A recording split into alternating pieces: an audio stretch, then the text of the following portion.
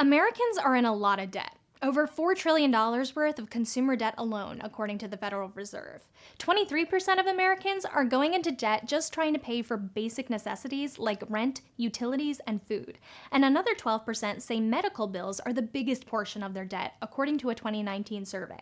In her book, Squeezed: Why Our Families Can't Afford America, author Alyssa Court writes that middle-class life is now 30% more expensive than it was 20 years ago, citing costs like housing, education, healthcare, and childcare in particular. Meanwhile, recent research from Pew found that the average paycheck has the same purchasing power it did 40 years ago, meaning that despite the rising costs of day-to-day living, real wages for most U.S. workers have hardly budged in decades. Another 2018 survey found that more than 70% of U.S. adults say they'd be in a difficult financial position if their paycheck were delayed by just 1 week. In other words, the majority of Americans are in a financially fragile position.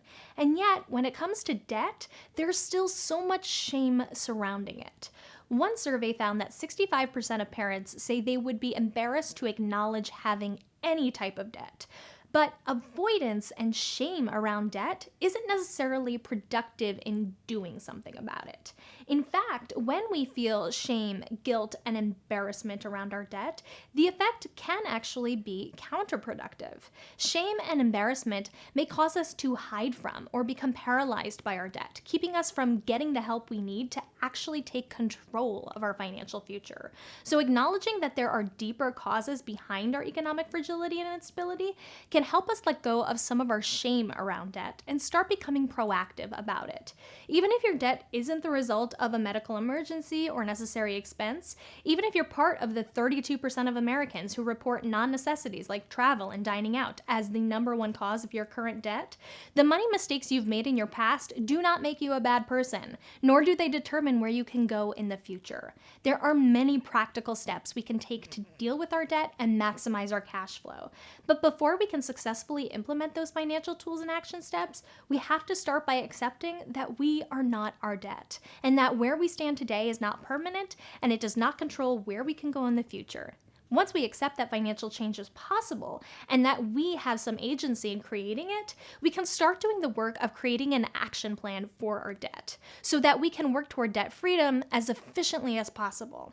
To start, you'll want to figure out what you owe, to whom, your minimum monthly payments, and your interest rate for each of your debts. You can't make an effective plan to pay off your debt until you know exactly how much of it you owe.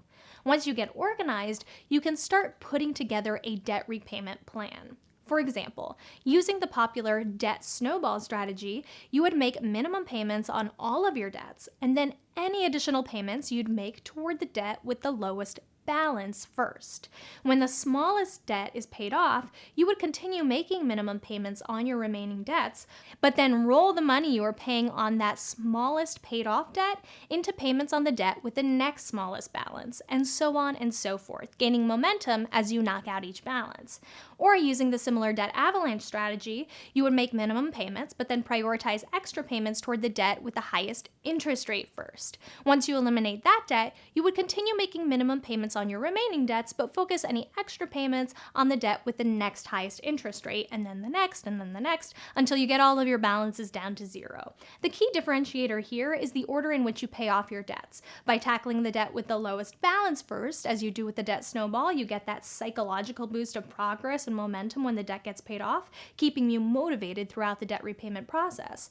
But with the debt avalanche, you can have a more cost-effective strategy potentially, because you tackle the debt with the highest interest rate first, and the higher the interest rate, the more expensive the debt is over time. So when you pay off debt with high interest rates first, you can end up saving money in the long run. The key is to just implement the strategy that works best for you. As long as you're making progress, making more than the minimum payment on your debts, you're moving in the right direction. So don't get stressed out or stuck on picking a strategy. Just pick one, stick to it, and you'll be better off. The real takeaway here, though, isn't strategy. It's the knowledge that wherever you stand with your debt, you can be proactive about it. But you're not likely to be if you continue to just be shamed for your debt and bombarded with oversimplified advice like stop buying lattes. While yes, cutting costs can be helpful, if you have a $10,000 balance on your credit card from paying off medical bills and the only advice you hear is to skimp on coffee and stop being lazy, you're probably not going to be too motivated to meaningfully engage with your money. And with your credit card interest accruing at 17%, you might decide that you can't even begin to make a dent in your debt, even if you skip buying coffee altogether. So you decide to just do nothing, which only makes matters worse. In other words, being shamed and being given generic, oversimplified advice isn't helpful in improving our financial situation. In some cases, it may cause us to avoid our money altogether, escalating the situation even further.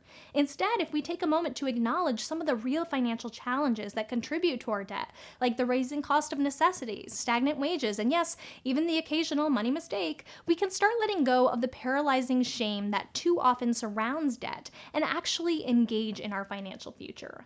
As always, thank you for watching.